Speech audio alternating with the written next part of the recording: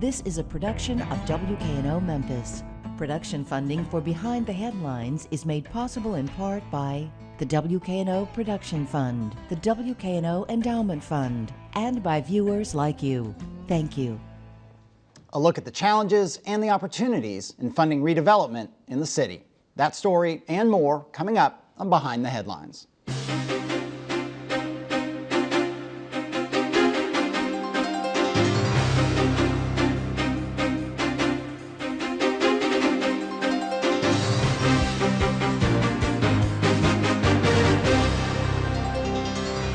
I'm Eric Barnes, publisher of the Memphis Daily News. Thanks for joining us. I'm joined this week by a roundtable of journalists: Les Smith, Fox 13 News. Thanks for being here. Bill Dries from the Memphis Daily News, and Jackson Baker from the Memphis Flyer. We start tonight, Jackson, with funding of a big project. We'll talk about a few of them, but we're going to start with what's now called Heritage Trail, a project that stretches, I guess, in the main, in some public housing projects in South Memphis, just south of FedEx Forum, but it's grown to encompass a whole lot more challenges, a lot of powerful people, Robert Lipscomb among them. Tell us what's going on with Heritage Trail. Well, it's Robert Lipscomb's project under one of the two hats he's wearing as head of the Memphis Housing Authority or the city's development agency. And he's integrally involved with it. You can even rename the project possibly Robert Lipscomb's Bridge Too Far, because I don't think it's going to go. It hasn't grown into a large area. It started out as a large area. It started out in the TIF area itself, tax increment financing area. It encompasses all of downtown, south of Uptown, that area. And basically what it would do was take the tax increment revenues for a 20-year period, and that's any growth in property tax revenues, and apply those to redevelopment in a very small area within that larger area. That's Foot Homes and Cleveland Homes. And they have to do with the Heritage Trail, which involves a lot of famous historical black sites in downtown Memphis.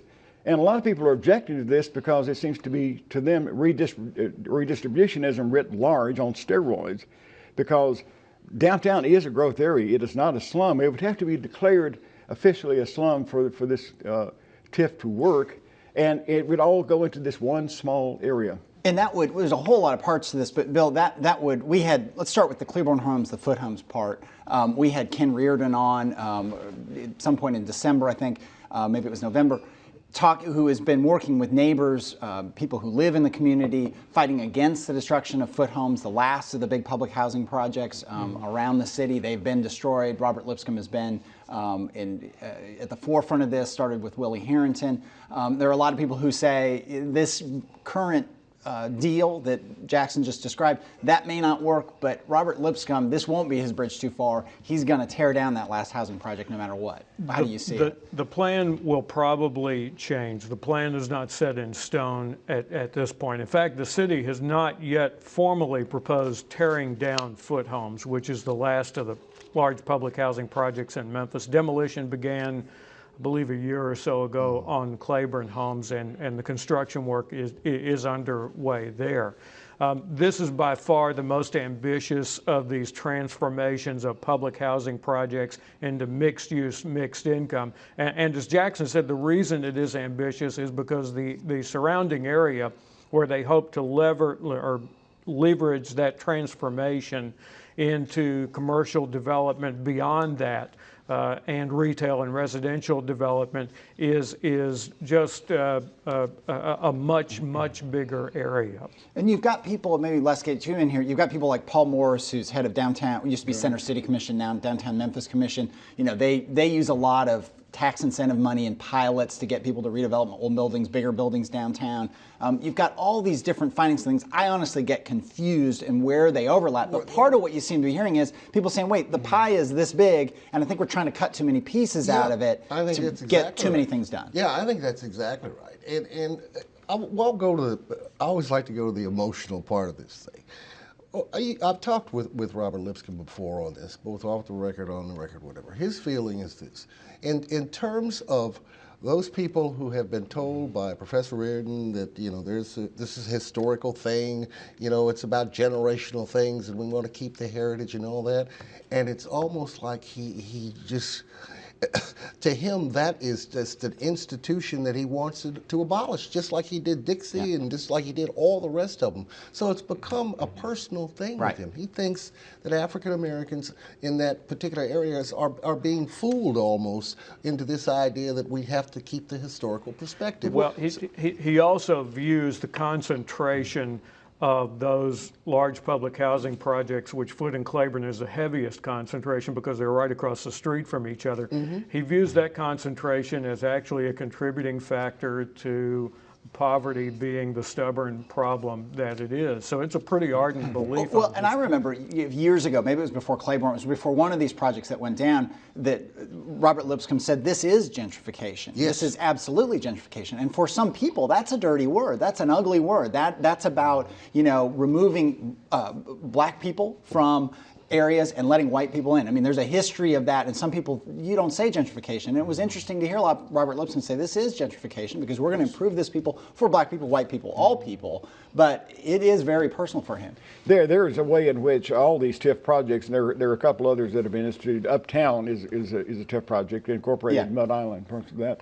And there's one on Highland Strip that was approved 10 years ago, but no development has occurred after it was occurred. So that means that the revenues are being held in reserve. One reason this one is not going to work is the county commission is dead set against it. They have to approve it if any county tax revenues are going to be applied to it. People in the city will tell you, gee, I don't know about this one. Well, can I quote you on that? No, I got to work with Robert. He still has a lot of clout with it, but it's not going to work. And on the commission, there's resistance to any TIF henceforth, because that seemed to be a long-term gamble that may not pay off. But there's more talk too. Let me broaden this a little bit. There's talk of other kinds of tax increment or TDZ financing. I mean, there are a lot of acronyms here, but basically, using public money to redevelop areas around the fairgrounds, all the way over to Overton Square. Didn't it, Bill? Correct me if I'm wrong. It to some degree comes into play with the renovations to the Liberty Bowl. I mean, all that goes on, and again, you get some people worried, as I said before to Les. The pie is this big, and are we trying to cut it in too many different ways? But let's talk for a second about Liberty Bowl, Fairgrounds, and Overton Square, well, and how that works. And this goes to the larger issue, I think, and the more general issue of complexity. Are these arrangements too complex? The city of Memphis is going to go to Nashville and say, these are the boundaries we want around the fairgrounds for what is a tourism development zone. What that zone does is it captures the sales tax revenue within that area and applies it to the public improvements for redeveloping the fairgrounds, including the new $12 million bill to renovate the Liberty Bowl and make it compliant with the Americans with Disabilities Act.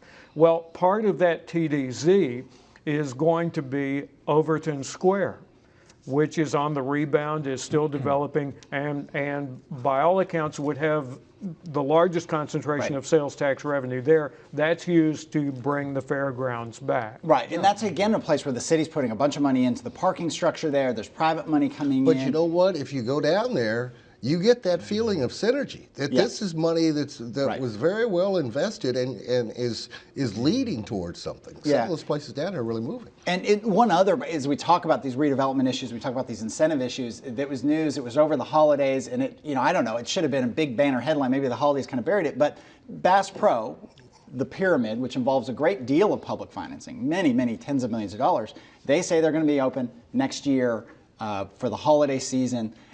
There's sort of for me, there's a bit of a stunned sort of silence. Really? Really? I mean, is that really going to happen?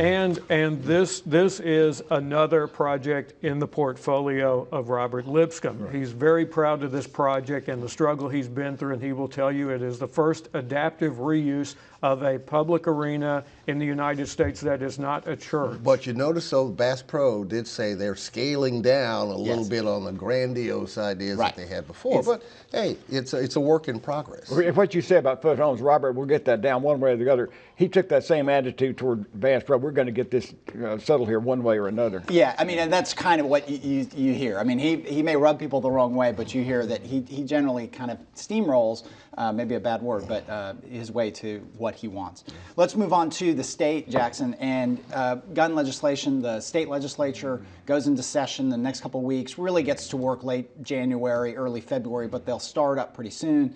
and gun legislation, which took on a much more tragic term after the shootings in Newtown, influenced the national debate about gun control and these laws. Tennessee has had a fight over the ability to bring guns into bars, into restaurants, and last year a big fight, especially among the Republican Party, of bringing guns onto business properties. Tell us there's talk of a compromise. A.C. Wharton commented. Tell us where that's going. Before I get to that, let me tell you there's new legislation that will be introduced in the legislature that is almost exactly what Wayne LaPierre, the head of the NRA, has proposed, an armed officer in every school. Someone will introduce that kind of legislation. It may not go because the governor's not crazy about that, and it would be terribly expensive even to contemplate. But the one thing that will probably be passed in some form is what failed last year, the guns and parking lot bill that you were alluding to. And that involved a clash between it's Republican versus Republican. Republicans who are very responsive to FedEx and Eastman Kodak and large industries who didn't want any part of guns on their parking lots. And the Tea Party types and NRA advocates who insisted, they're always insisting on extending the franchise of gun permits and gun ownership. And basically the business enterprises won that round. The leadership decided they would keep the legislation off the floor, and the caucus chair, the Republican caucus chair who had the duty of maintaining that premise, keeping the legislation off the floor last year, she was defeated in her primary for her pains. The NRA put tons of money into her opponent's campaign, and that's an object lesson. That's one reason why a compromise bill will pass in this current session. And the way this compromise is going to work is you can keep a weapon in your car, locked car, if you have a gun permit and if your employer signs off on that permit, if he has that permit rather at his disposal, which is a backwards form of gun registration, really. So I'm not even sure that the gun organizations are going to go for it, but that's what the governor will accept. That's what Ron Ramsey, the lieutenant governor, is proposing. Right.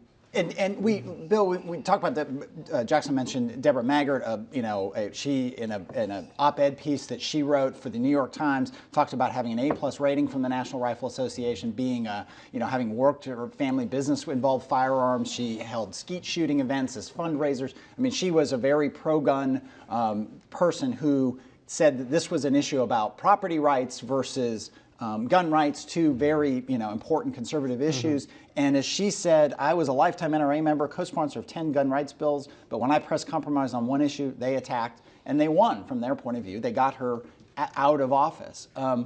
We see that conflict. You see the kind of pro-business conservatives, Bill Haslam being, that is his claim to fame, really. Before he was mayor, he was a millionaire who ran businesses all over the state and all over the region. Fred Smith, a big Republican who said, look, we don't want guns in the parking lots of our facilities. How does this play out, do you think? I think how it plays out here is really ahead of where the rest of the country is, because I think this conflict has been here for the Republican Party basically since they came to power. And a lot of other Republican organizations in other states are going to be watching this to see how Tennessee handles this difference of opinion. I think Haslam's view to date has been as much as possible that let those guys do what they want to do as long as I get the pro-business legislation that I think is going to be my hallmark and what I really want to do passed.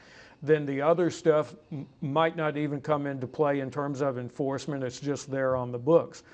I think we're kind of at a moment of truth this year. You've got a situation here.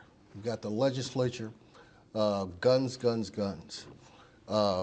You've got this city in Mayor A.C. Wharton, who wants to get these guns off the streets. 157 homicides last year. A dozen of them were probably kids or so, and it was gun violence. So you've got his fervor, but yet no real plan as to how to get these guns off the street. He wants them off, but who does he turn to? Does he turn to the rootin' tootin' Nashville legislature for help on this? I don't think he's going to get it. Yeah, and AC spoke this week. The prayer breakfast. Myron Lowry, city councilman, longtime city councilman, did a prayer breakfast. AC spoke about a lot of things, but I think you were there, Jackson. I mean, he spoke to AC Wharton. This is guns in the hands of people they shouldn't be in the hands of. It's a public health issue. It's beyond a rights or a constitutional issue. Well, what was interesting, and not only did he speak speak to that point at Myron Lowry's breakfast this year, so did Mark Luttrell, the county mayor. They took radically different points of view. And Luttrell said, look, let's not focus entirely on guns. Let's think about mental health. Let's think about video games, incentives to violence, which is what Wayne LaPierre had to say. But AC, who followed him right afterwards, said he agreed with some of that, but we're going to have to get the guns out of our streets. And I'm going to work with the legislature. Good luck on that. Yeah, exactly. Going to work with the legislature and District Attorney Wyrick to do that. So he wants to take direct action. Luttrell is taking that, leave it alone. And again, that dichotomy that you put forth, property rights versus gun rights, that's what's going on in the legislature, pure and simple. By the way, Deborah Haggart's remarks that you quoted were in the New York Times. She wrote an op-ed for them, which is interesting. Yeah, and we talk about, we kind of segue from that story, property rights, gun rights, those issues, Les. A club north of Beale Street, on Beale Street, in the past couple of weeks here, was shut down by the city. The police, Club Crave, had an undercover investigation going on there for some 12 plus months. There have been shootings there, under 21 shootings under different names over the past few years. Tell us about that club. It's been shut down, and it really does bring to fore some of the issues we were just talking about with gun control and violence. It exactly does. 37 years ago, when it was built and opened, it was the Muhammad Ali Theater. It was a pride to the African-American community. It was one of the first owned and operated black theaters in the country. Now, 37 years later, they have to close it. It's a public nuisance because of the number of shootings and murders, some 20 shootings within a year or so, 175 times the Memphis Police Department was called to that area in a year. And then the latest and the last straw in this particular case, 2 people were gunned down outside that club. And then within 5 days, there was a big dog and pony show, and everybody from Amy Wyrick to Mayor Wharton to Tony Armstrong said, we've got to close it as a public nuisance. So that's where it stands right now. However, this situation is a little bit different from when they've used this public nuisance law to shut places down before. Mostly it was used back in the days of Larry Godwin and Bill Gibbons to close down exotic dancing places and stuff like that. And usually they just rolled over and played dead, and eventually the business would shut down. But this is an area of town, and the property owner, George Miller, a very colorful and controversial African-American businessman whose involvement on Beale dates back to its early revitalization efforts. It is his property, and he is bound to determine not to give it up, despite what Mayor A.C. Wharton said during that news conference, a very strong, we have to tear this place down. Which is beyond somewhat, I think, Bill, some of these other cases where strip clubs have been shut down because of, and they've kept them shut down, but the buildings still stood, so they could be used for other purposes, but not for a nightclub. A.C. Wharton had a strong statement. He wanted to get a bulldozer and mow this place down. Is that really possible?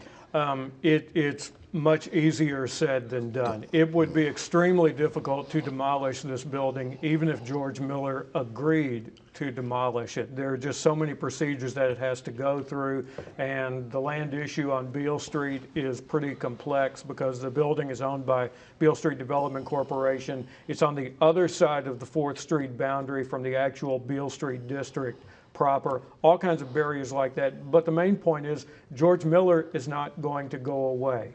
That building, that piece of real estate has been his base of power ever since he was basically cast out of the redevelopment of the Beale Street district in the early 80s. So he's not going away peacefully. Well, it's like AC said at that news conference that it was like, this building, we have to tear it down because it serves no purpose or anything like that. I mean, it's almost like saying, okay, well, let's demolish the Capitol because the legislature nationally is of no use to anybody. Right. I mean, if you're going to demolish buildings that have a history of violence, the police substation, the new substation, which is directly across 4th Street by a little bit from Club Crave, was known in the early turn of 20th century Memphis as the castle of missing men because so many people died there violently. It was actually next to an undertaker's place on Beale Street. Right. So there's definitely been some backlash beyond the whole George Miller management drama of people saying, why is this a solution to the problem? A deal's going to have to be struck with Miller, as simple as that. And that deal's going to have to include, if you own this place, it's not going to be a nightclub anymore. That makes everybody happy, I think, and they'll have to figure out what they want to do with it. You know, one of the problems, it seems to me, is that easternmost block of Beale Street is the least traveled, the least developed. And that building of George Miller's could be an anchor, assisting in the redevelopment of But that. as Bill has said, it's outside the zone of what is managed by the city, and even that is still up in the air. And if we had maybe 20 minutes, I could have Bill go through the history of where we stand with the bankruptcy of Performa and the transfer of control of that. But that is still moving forward in 10 seconds or less. And this potentially could fall into that the city could take control of Crave as they take control of everything from Performa. The expansion of the district, either northeast, south, or west, is one of the things that the city would get to once this whole brouhaha goes over. And Beale Street Development Corporation is the holdout. Their position was substantially weakened late last year when the bankruptcy court judge said Performa does not owe you $6 million. Right. So that clears the path for Performa to get out of the way and the city to step in more clearly? Yes. Okay. All right. Well, we move on from there to the schools. We can't do a show without mentioning the schools in some fashion. And there isn't a whole lot to mention necessarily because they've gone into private meetings, Bill. All we hear some reports that they are being productive meetings. They took a break for the holidays. But what do we know about what's being discussed among the suburban mayors and the other parties in the lawsuit? We know that they had their latest meeting this past Thursday after the holiday break, the first session after that holiday break. The meetings still do not involve the countywide school board, which is not a party in the lawsuit. These are essentially meetings between the suburban leaders and the Shelby County Commission and the attorneys for both sides, with the state involved as well. And Jackson, they are talking about some options. They're talking about, after the loss on the first of a series of rulings that Hardy Mays, the federal judge, is going to make, that said the law, as passed by the state, is not going to pass muster. The county commission is feeling more, and we've had some of the members on here since that ruling, they're feeling more empowered that they're going to win the next few steps. There seems to be, I hate to say this, but I'll do it anyway, there seems to be a tone among the suburban mayors that, hey, we may not win this. We may lose these cases. So now we really do need to negotiate. And one of the things they're talking about is charter schools. Charter schools within the big countywide unified school. They're their only remaining area, I think, that they can go to have anything really developed system-wide. And that's going to require new legislation in Nashville to authorize something, expansion even of what's already an expanding charter school fabric. By the way, I'm reminded of the way the armistice in World War I was signed. The Germans showed up and expected to hear proposals from the Allies, and the Allies said, we have no proposals to make. This is the attitude of the county commission. They know they've won, and that's what they've told me. They said, we don't have any proposals. We're listening to them. But there are, you talk about the charter school option, and that would involve going to the state, and the state has reason to, the state, Governor Haslam, the legislature, they have pushed charter schools over the last few years, taken the caps off the number, and they got real upset with Nashville. And I know you've touched on it, Bill, but Nashville fought a charter school that was coming in to a wealthier area. It was not a charter school coming in to fix a bad school. It was a charter school to come in and be a school of choice, which is a different model sometimes than some of the charter schools we've seen. The city of Nashville fought that charter school. The state fined them $3.5 million. The city of Nashville said, we don't care, don't give us $3.5 million. We're still not going to let that charter school in. And I think there's a good chance we'll see legislation that gets the state more involved into the approval, Jackson, of these charter schools. And that could be where the suburbs, it could be a companion piece that the suburbs go and say, look, it's not going to be up to the city or the unified school board. It's going to be up in part to the state to approve charter schools, and they presumably more that's what I was going to say. Not only will the legislation expand the compass of charter schools, but it will diminish the power of the school boards to say yes or no to them. Yeah, and that was, and if you look at just within the last few days, Collierville, they had been appropriating money at $100,000 rate for their legal litigation and their legal bill. They cut it down to 50,000 yesterday. So I think they see the handwriting on the wall that it comes in terms of a settlement rather than further litigation. It's only going to be more costly. Bill, last word on this. Tony Thompson, who's a lobbyist in Nashville, whose firm works for the countywide school board, told the countywide school board members to expect that there will be a comprehensive piece of charter school legislation that covers all of the possible areas that could come up regarding charter schools in the coming session, and it is largely a response to the controversy in Nashville. Yeah, okay. We have just a couple minutes left. We'll do real quickly a couple things. The city budget season, kind of early indications, Bill, of where we're going. Mayor Wharton framed that in around the issue of him in his term now, having been elected. You know, he started the first 2 years he was replacing Harrington, doing triage, he said, about, you know, picking up the pieces of a kind of, well, for lack of a word, broken city government. He now wants to look forward. Part of that is the city budget and some early indications about how he'd like to spend money. Right. He wants to work toward, in some measure, restoring, in particular, the 4.6% pay cut that city employees took during the most recent budget deliberations. The budget season will start in the spring. And there will be some give and take on that. There will be some council members who believe the size of city government has to shrink as a result of that. There will be some council members who will say we need to restore the 4.6% and we need to make up for city employees not having a pay raise for several years. And the city now has, what, $60-something million as they look at that they're not funding the city schools because of all these changes in the schools. There could be property tax decreases. We've had council members on here talking about that. You could get Memphis city taxes, property taxes down to the $3 range, which would start to make it competitive with the suburbs, which would be kind of a sea change in this area. That's all the time we have. Thank you for joining us. Join us again next week. Good night.